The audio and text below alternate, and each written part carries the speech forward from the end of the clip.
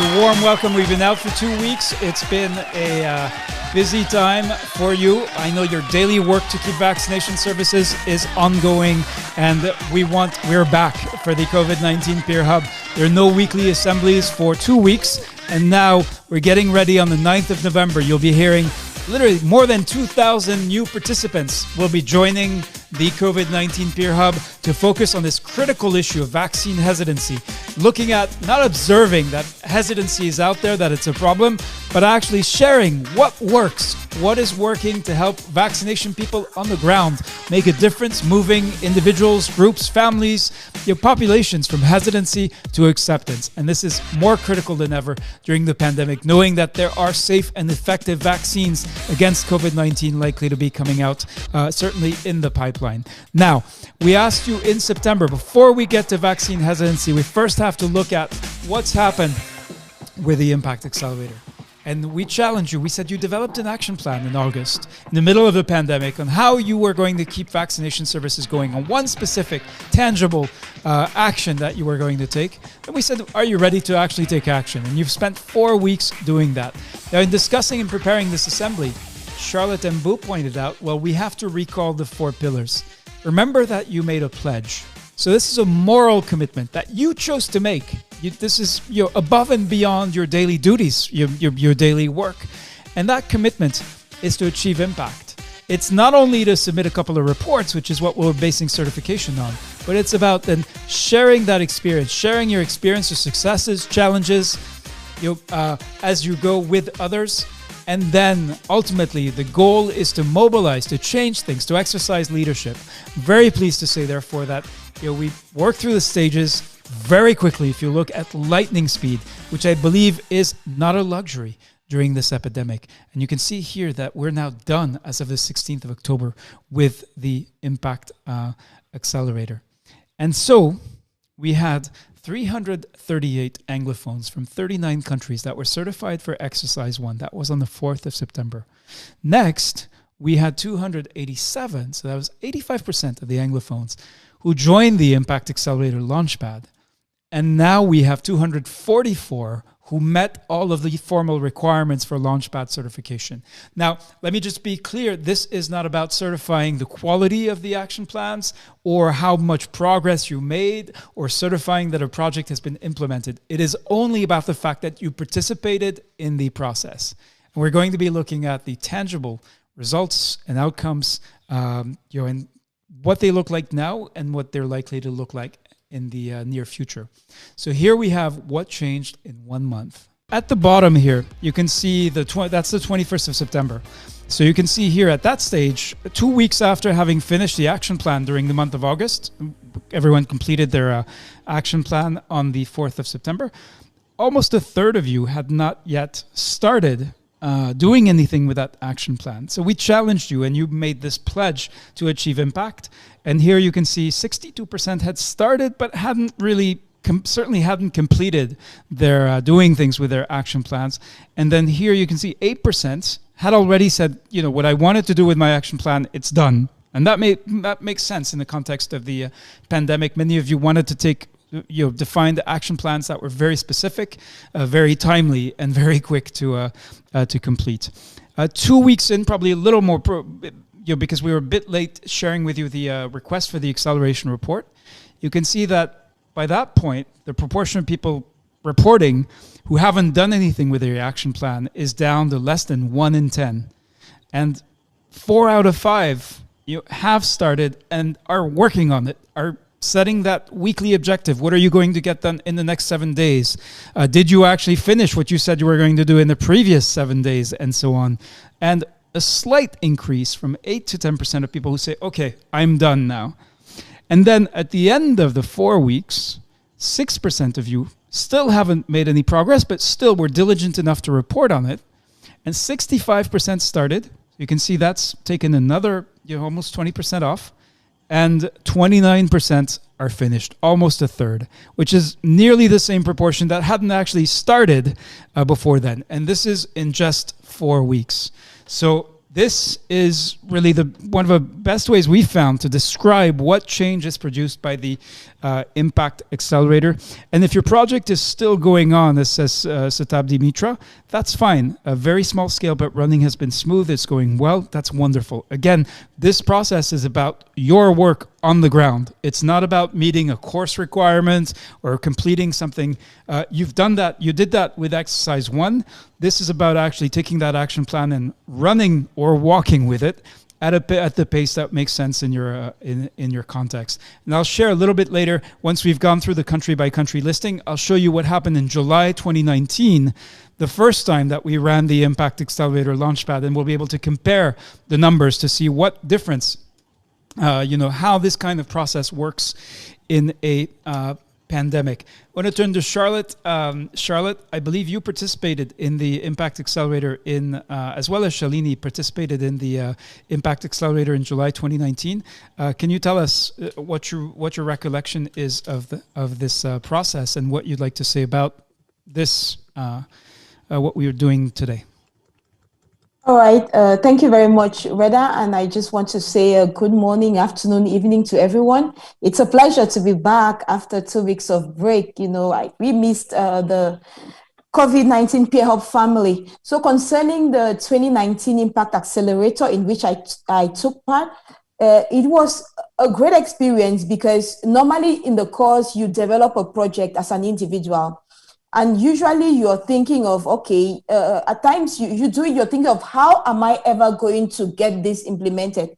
So the Impact Accelerator was an opportunity for me to realize that it is possible to move from the theory into action. Is possible to move from a dream, wanting to change something in your context, into real action. And I had the opportunity during that time we were able to set up in 1 month the country group for Cameroon, the Anglophone scholars, and to be able to hold meetings and come up with a common project, some of which have already been implemented, some of which are being implemented. And the best way I could just conclude this is with a quote that it is often said that to go further, faster, you should go alone. But with the Impact Accelerator, realize that together we can always go further and faster. And that what we have, the slide that you're sharing right now, Reda, is actually proof of that.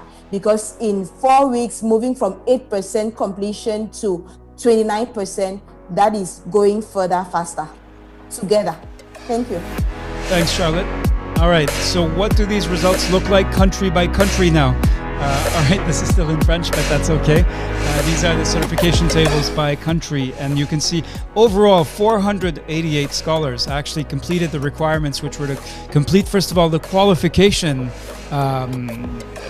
questionnaire, I believe is what we called it, to qualify for the Launchpad, and then to complete 2 reports. We had initially thought we would do 1 each week, but that turned out to be unnecessary, and we wanted to reduce the load for participants. And so here we are. We're not going to do, as I said, we're not going to do a formal commencement event. I'll read through just show you the countries, and then Alain Blaise Tatsinku will be sharing the slides with you so you can look at the results.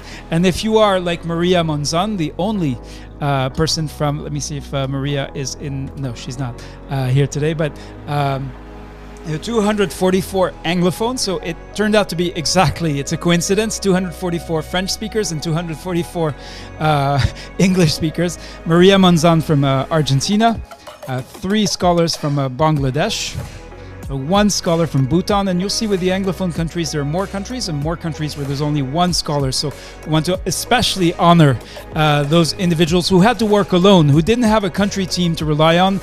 And I also want to recognize and honor the country teams that made such a difference. We see that the countries where you have teams in place that are working, that are meeting on a regular basis, such as Cameroon, you see really impressive results. There's a far larger number of Francophones who completed the Launchpad. Marie-Ève Burny from the Central African Republic, Solange Santillana from Chile, 2 Anglophones from the DRC, which is actually the largest group amongst the Francophones to have completed the Launchpad, 1 person from Djibouti, Diala, Ethiopia, 2 scholars, Gambia, 1 scholar, Al-Haji Jabi. Ghana has a very large, very strong country team with scholars organized countrywide, so you can see the names here. And again, we'll be sharing the full list with you. So if you don't have time to pick out if your name is actually there or not, or if you feel it should be and it's not, definitely get in touch with us. You know that we're always listening and paying attention to your needs, and we wouldn't want to, if a mistake of any kind was made, we will certainly rectify it. From Guinea-Bissau, India, another very large country team, very impressive results from these countries. And again, whether there's one scholar or 50, it means someone in that country or one or more people were actually trying to make progress to keep vaccination services going during the pandemic. Kenya, you can see here, another very large team. Liberia, Madagascar. So Anglophone from Madagascar. There are many more Francophones.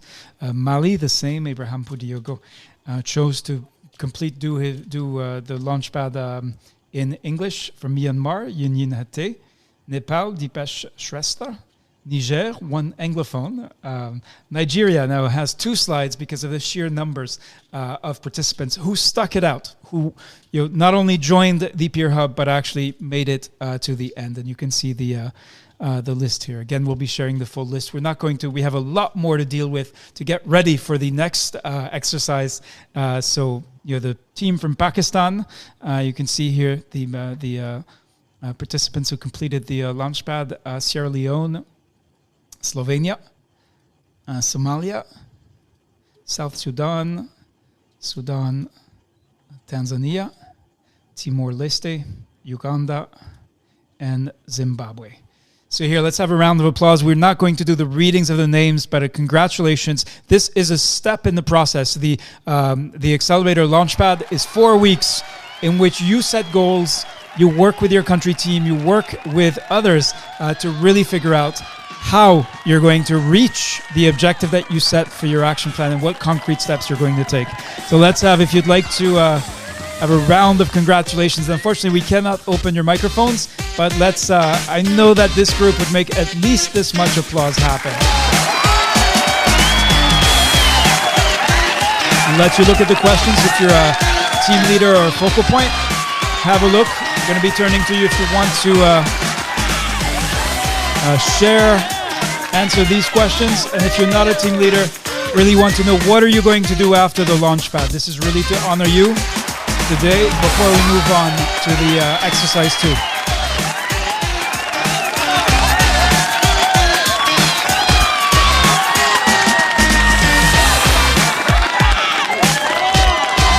All right, we have several people who have raised their hands. So let's start with Tanushri Mandal, or actually, yeah, and then we have Dr. Samarendra Biswas. So let's start with Tanushri and then Samarendra. Tanushri, over to you. You can take on either the, so if you are a team leader or focal point, we have 3 questions for you here. I'm going to paste them into the chat. And if you're not, we want to know what you're going to do with your project. Let me just paste those into the chat so everyone can have access to them. Over to you, Tanushri. Yes, thank you, Dr. Reda. Yes, I would like to go for the second one because I'm not the team leader for country India.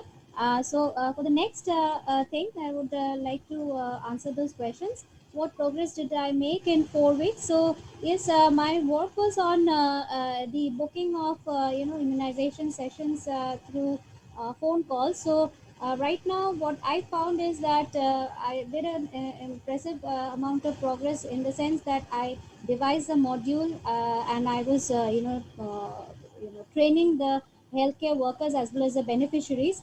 So I had done that. Now I am just doing the post test and trying to correlate with the pre-test and to find out that whether my project did any impact in true sense. Who helped me? Well, I would rather say that Team India scholars really helped me because we used to have a lot of discussion in the early part of the Peer Hub.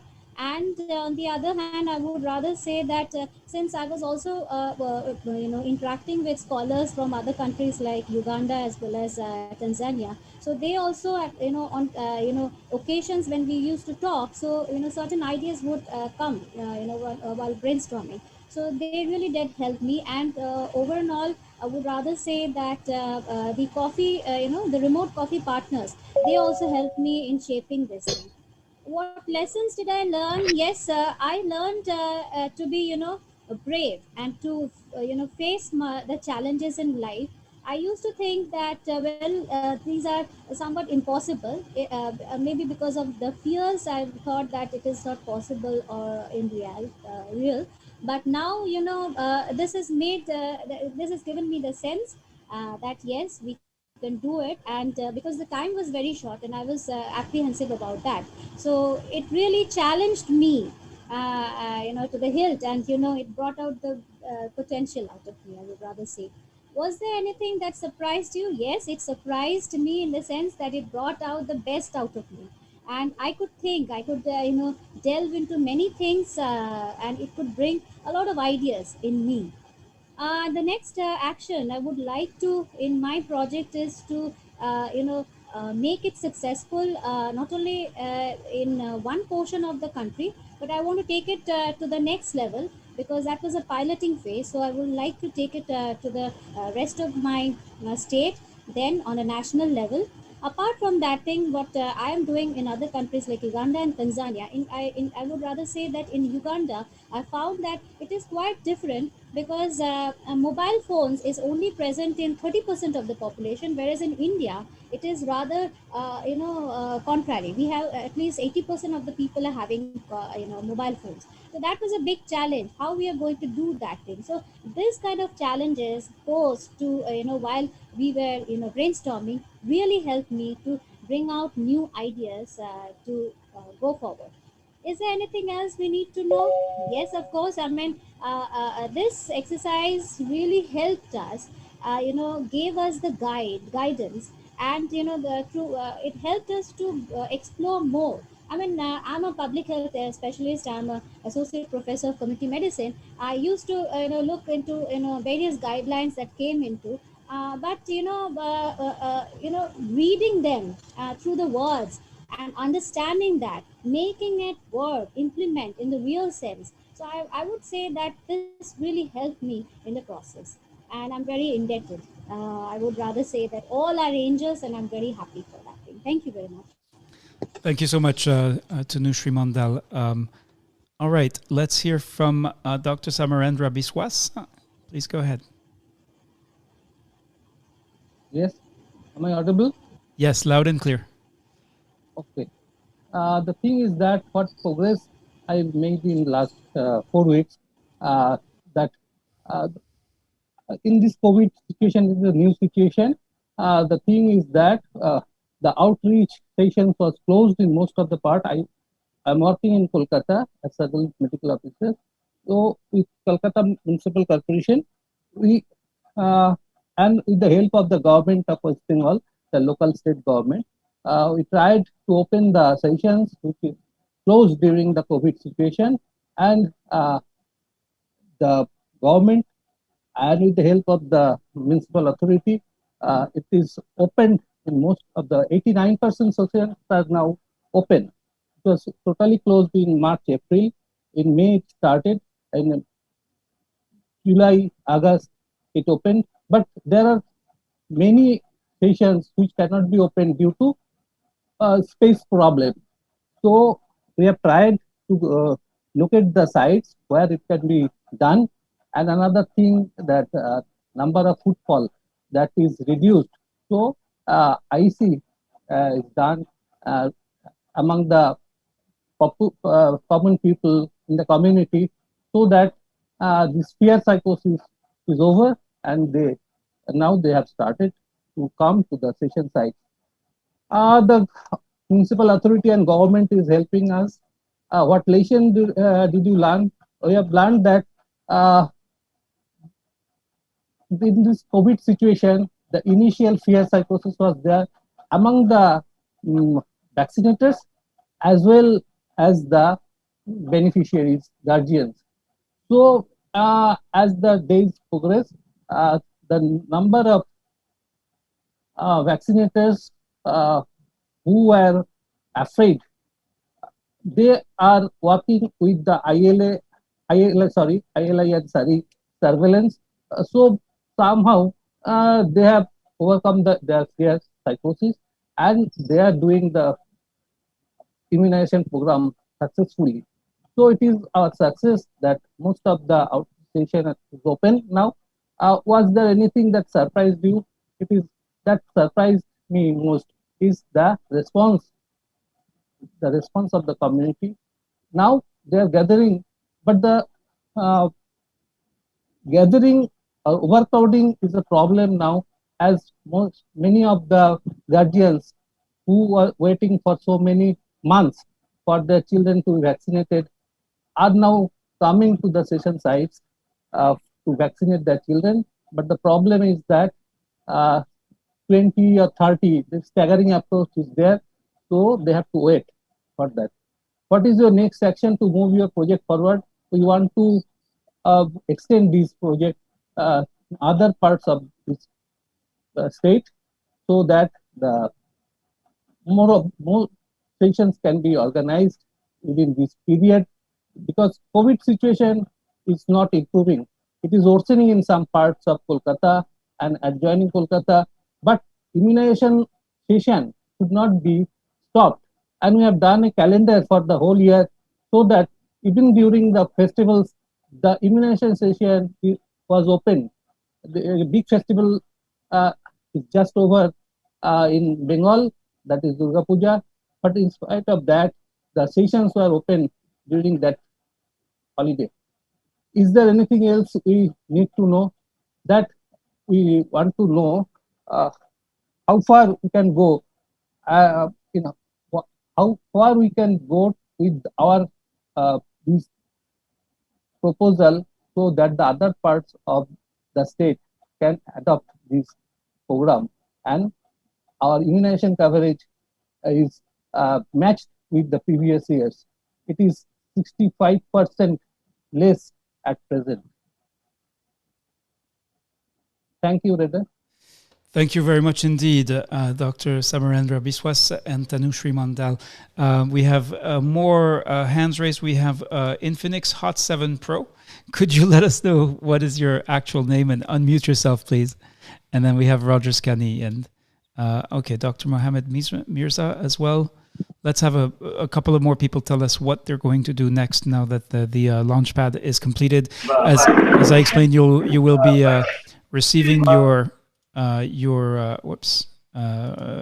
certificates this week. We're not holding a formal commencement ceremony because we're only certifying that you submitted the three. Basically, you contributed to the monitoring by submitting the qualification and then the 2 individual acceleration reports. So the requirements are minimal.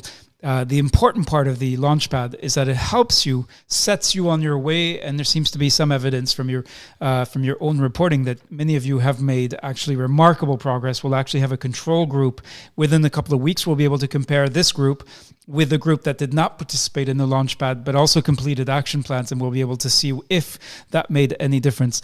Let's see. Dr. Mohammed Mirza, would you like to take on these questions? And if there are team leaders or focal points in the room, I'd encourage you to remember there's another set of questions just for you about what progress you're making with your country team.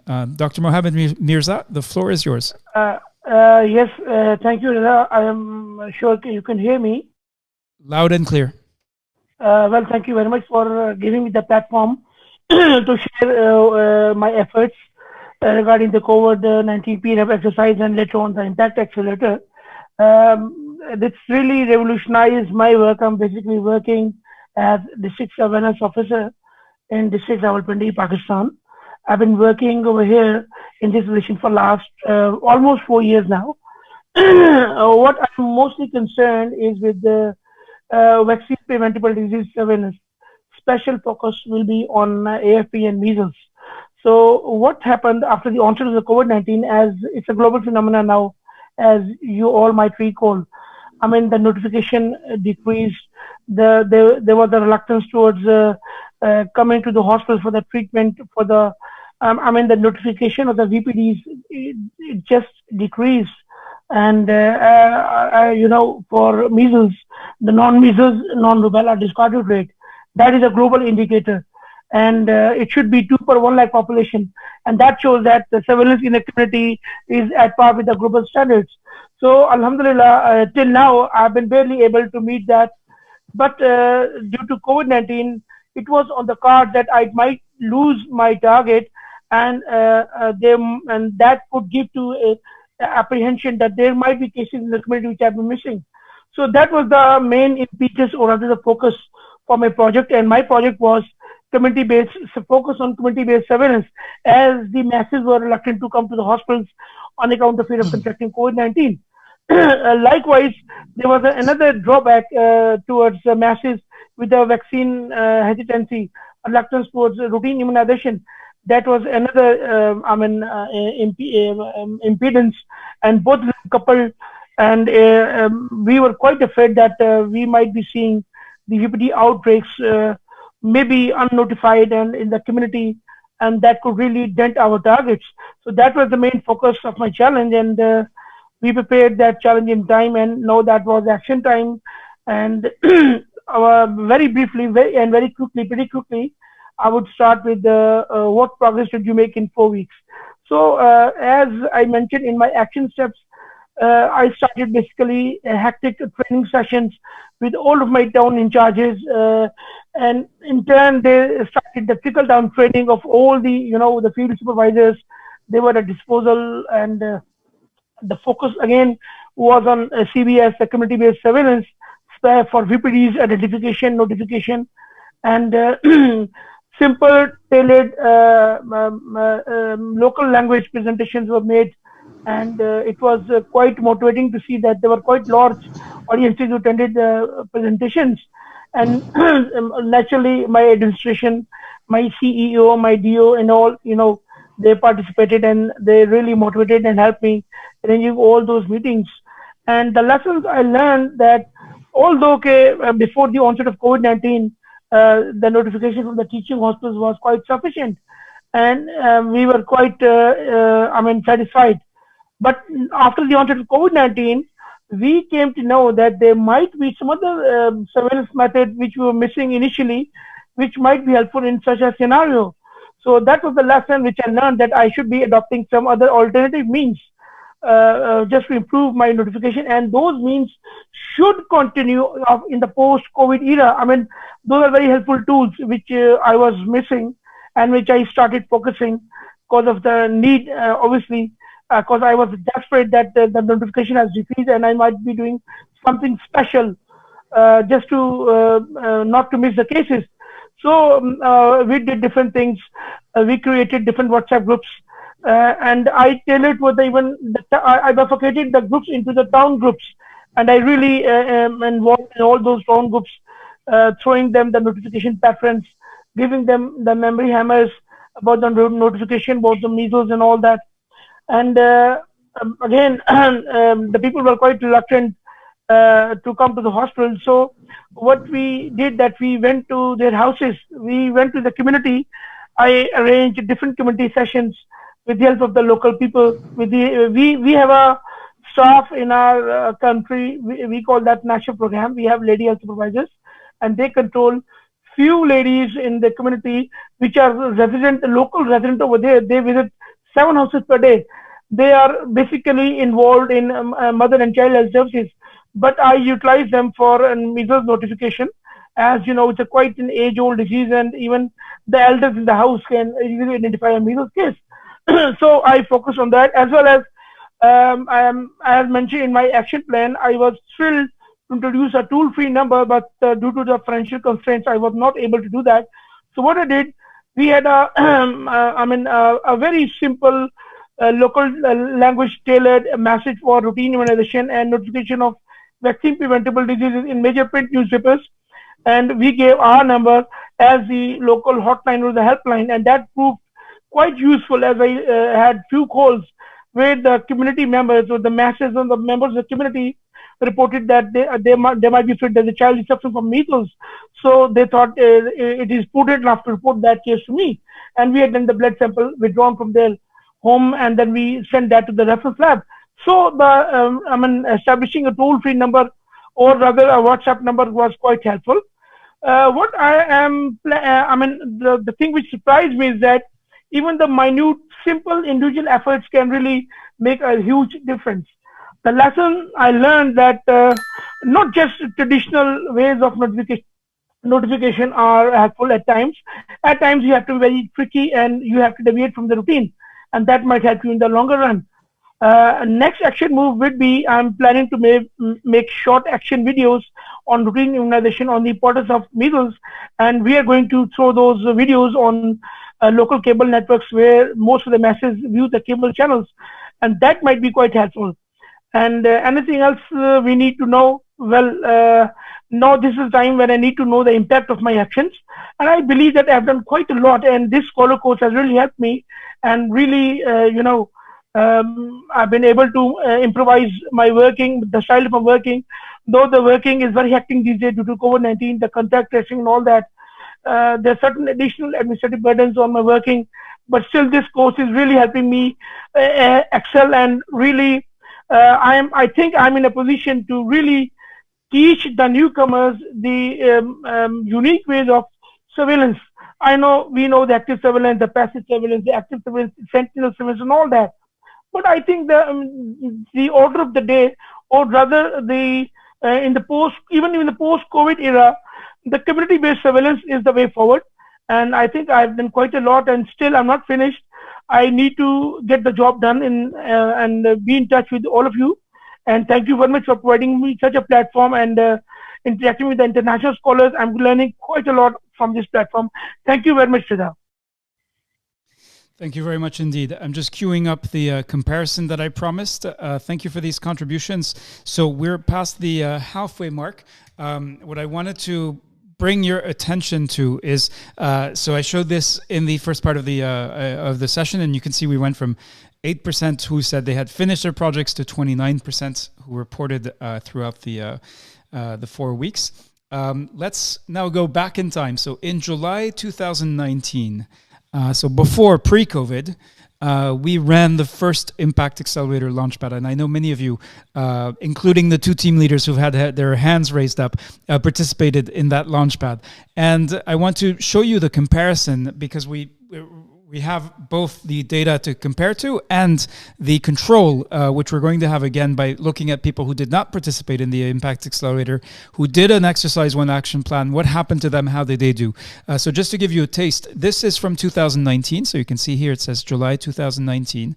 And you can see here that there is 29%, so but roughly the same percentage. Here we have 30% who haven't started, and then we have 43% who started but haven't finished their course, implementing their course projects, and just 1% who say they finished something. After 3 weeks in the Launchpad, you can see that there's 12% who haven't started, and the number of people who have started has gone up to 55%. And now one of the big differences is in the Peer Hub, when we asked you how long will it take you to implement your action plan, the average time is around 3 months. With the course project developed pre-COVID, the answer then was 12 to 18 months to implement. So this helps to explain some of the differences you can see here. After 6 months, we went back to you and we said, well, where are you now? And you can see here that it's now 1 in 8, almost 1 in 8 who've actually completed their projects. And we're going to go back 1 year later to actually do your 18 months later to do the measurement to see whether people who said it would take them 12 to 18 months, what happened to them, and ask the question, we asked you the question actually, what has been the impact of the pandemic on your project if you developed a project in the accelerator. So just to show you the kinds of comparisons, and what we're trying to understand is what can drive progress. Does working in a network like this one, is it useful to you? Does it make a difference? And this seems to indicate that it might actually make a difference. When we looked at, again, 6 months after the July 2019 accelerator, I've shared this slide before. I think to me it's quite eloquent. Some people indicated there might be confounders. We haven't found any at this stage. So in January 2020, we went back. So again, pre-COVID. And the people who had not participated in the accelerator. So this time we had a control group. And of those who had not participated in the Launchpad, 44% of them, almost half, had done nothing with their coursework, with their course project that they had developed in a scholar course in 2018 or 2019, whereas that was only 5% for those who had participated in the Launchpad. And there's some remarkable dynamics that we're seeing again this year, where people really gained a lot by working as a group and working as a country team. So we haven't heard from any team leaders. Unfortunately, we won't be able to, because I'm very pleased to now introduce the next stage. We have finished the Launchpad. You'll be receiving your certificates this week. And now we can move on to the next stage, where we're going to be working together around vaccine hesitancy.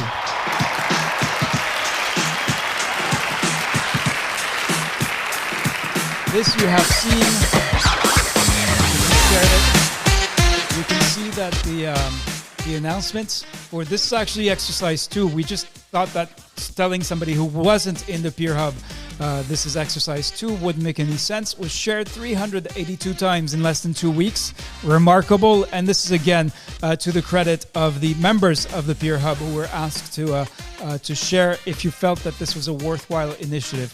What this has given us is, all right, this is still in French, but 2,104 new participants who've been admitted to exercise 2. So we did not push recruiting heavily because we have a core group, that's you, who have been working together since July. So we wanted to find the sweet spot between new people and having enough people who have shown that already demonstrated their diligence and commitment.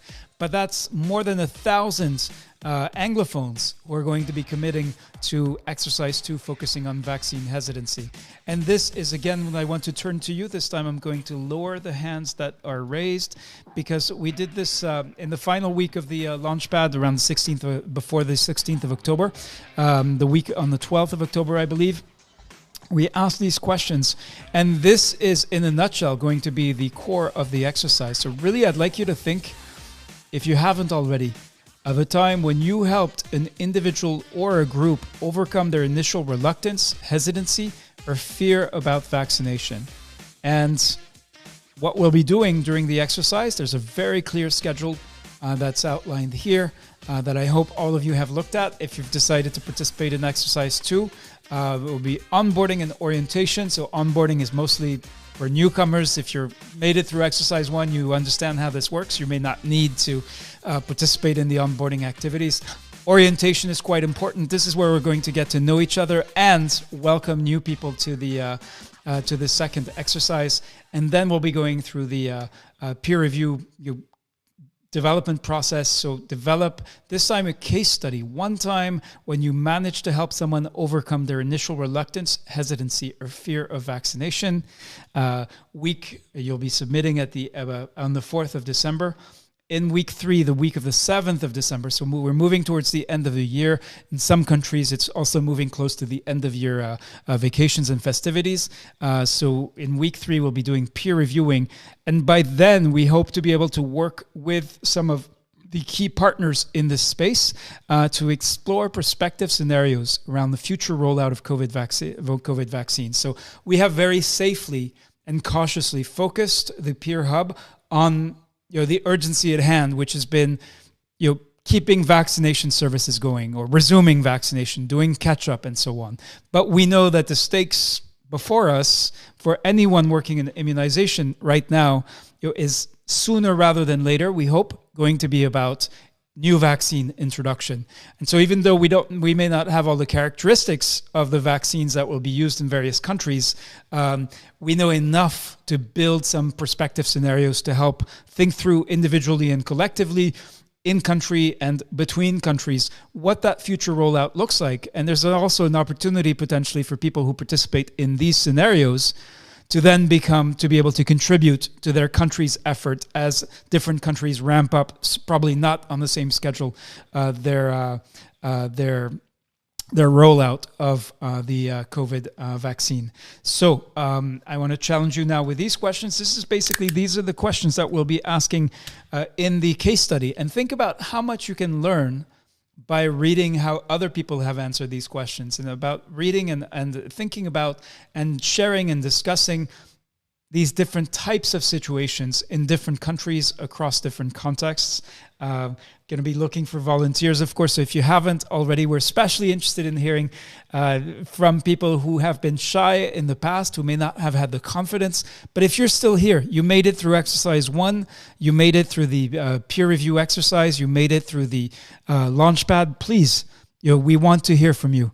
We know some people really love public speaking in this kind of space, and we appreciate their diligence and their constant presence and contribution. But we'd really love to hear some voices that we have. Perhaps if you have never spoken in a session like this, would love to hear you speak up to tell us about a situation when you convince someone, an individual or a group, to vaccinate. Maybe it was one child, maybe it was many children, maybe it was adults, in fact, who needed it. We know with COVID, obviously, adult vaccination is going to be a big issue. So, Cecilia, you have just identified yourself. Let's see. I'm hoping that your connection is good and that you're able to unmute.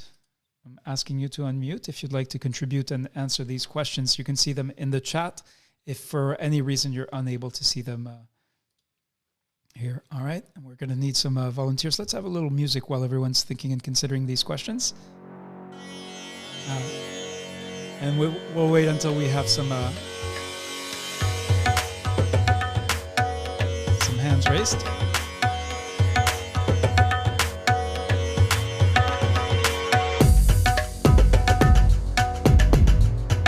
Great.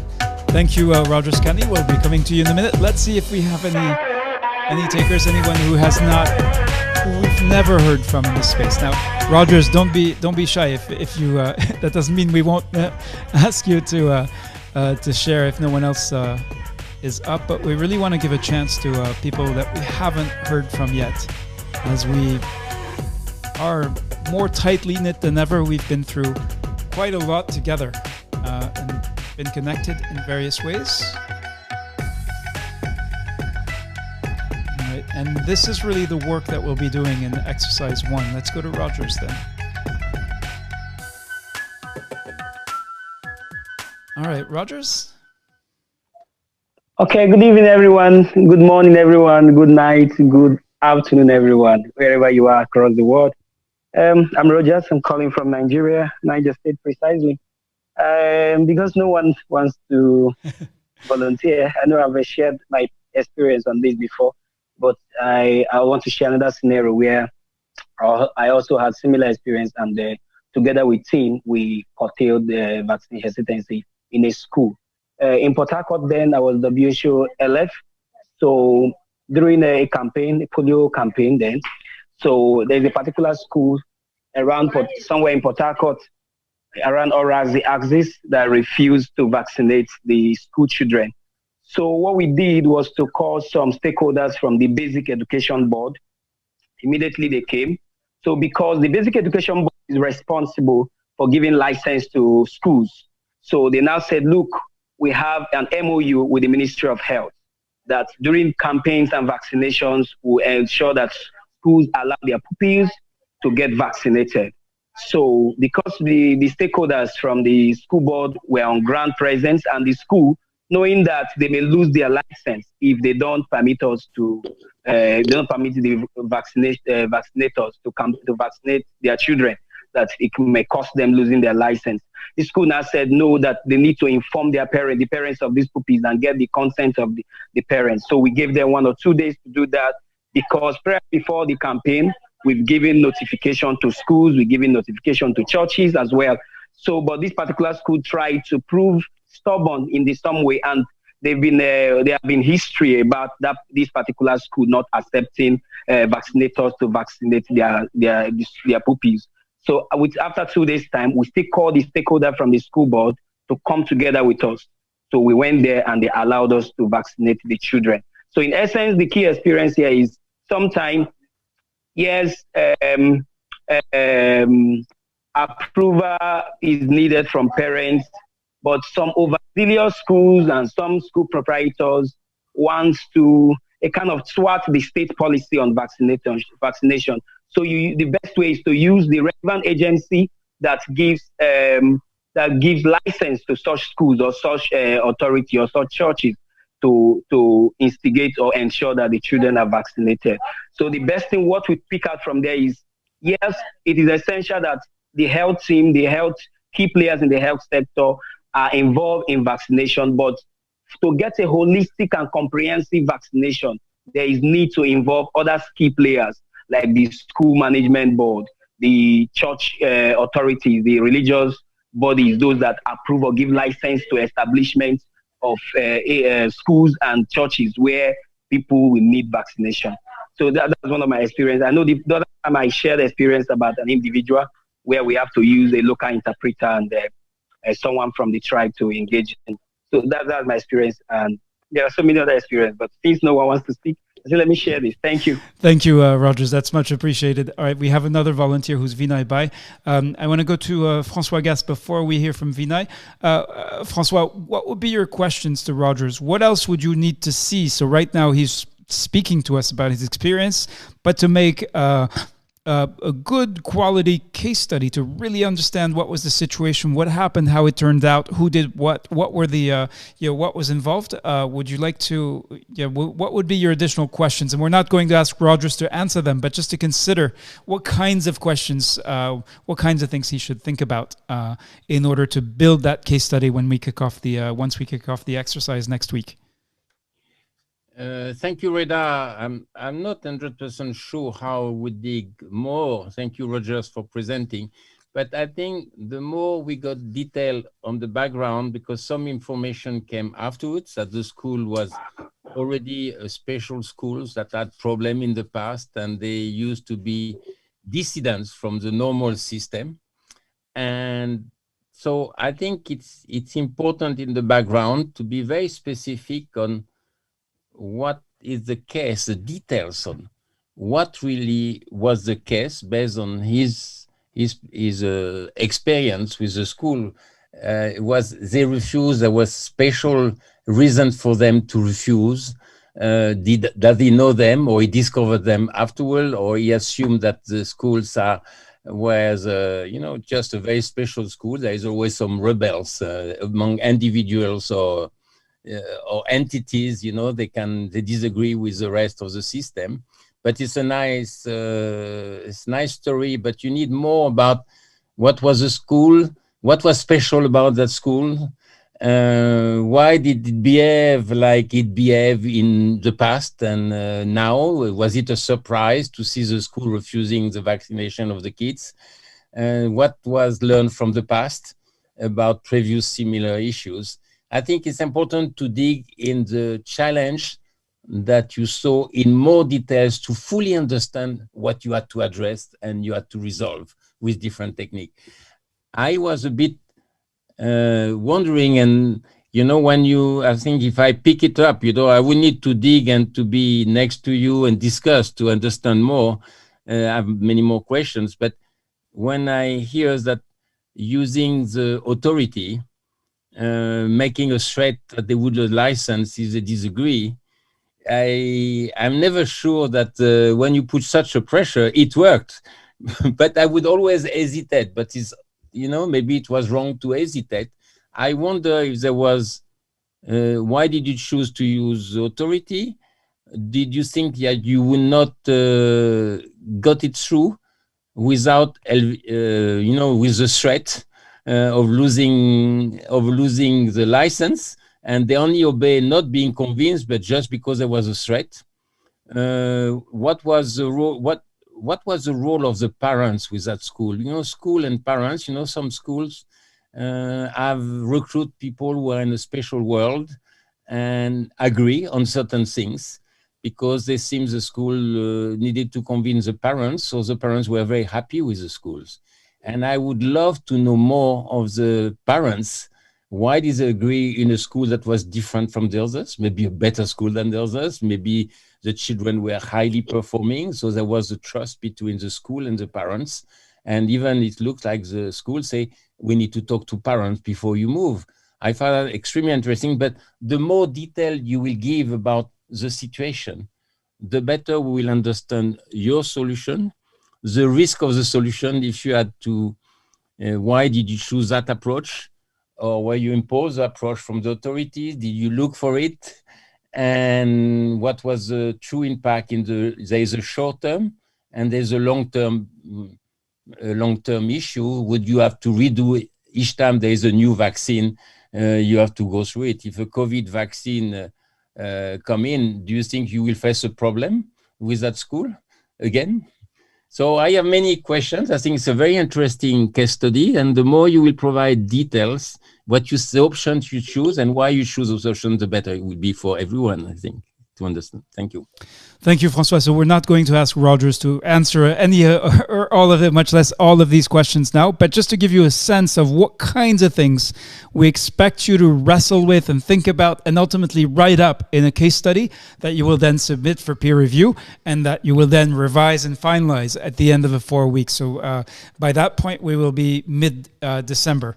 All right, we've only got 8 minutes left, and there's actually a really important section. So with apologies to Vinay Bai and Glory, and actually turned out there's and Samuel and Mohammed and Galaxy Tab A who have raised their hands. We're going to have to move on because we have something very important, and it is here. It is that we have more than 1,000 Anglophones. We're going to be starting exercise 2.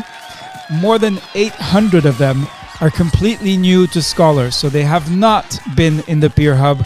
They have not taken a Scholar course before. When we saw this, we were really surprised to see this many new people. This is a credit to the way in which active members of the Peer Hub have been sharing the information. And this is why I want to talk about breaking bread together. So some of you, actually quite a few in this room who are long-time scholars who've been with us since 2016, 2017, 2018, 2019, or even those who joined this year for Teach to Reach, we've broken bread together.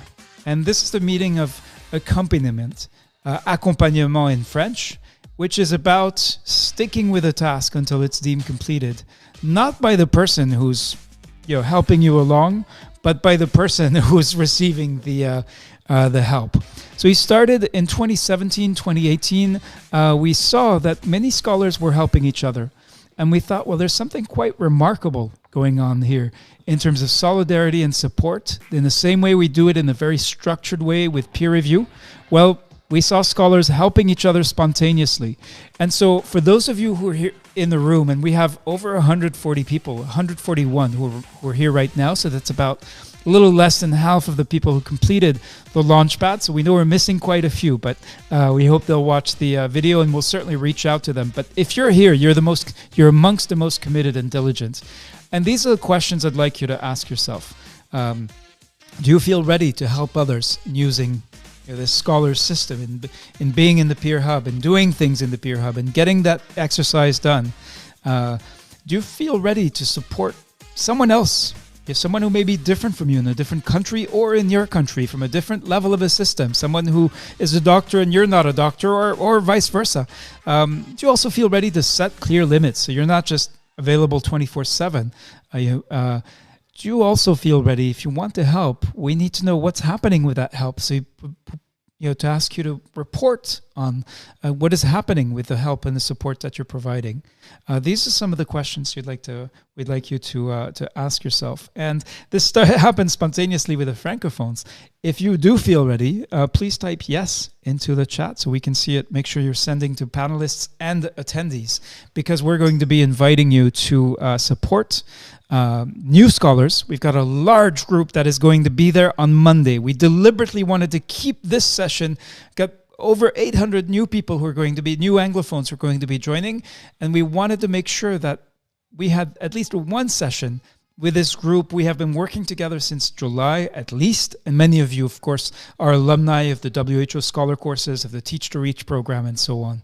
So here's what we'd like to invite you to do, is to serve as an accompanist. And in order to explain what that means, we have several people in the room, including people who are now team leaders.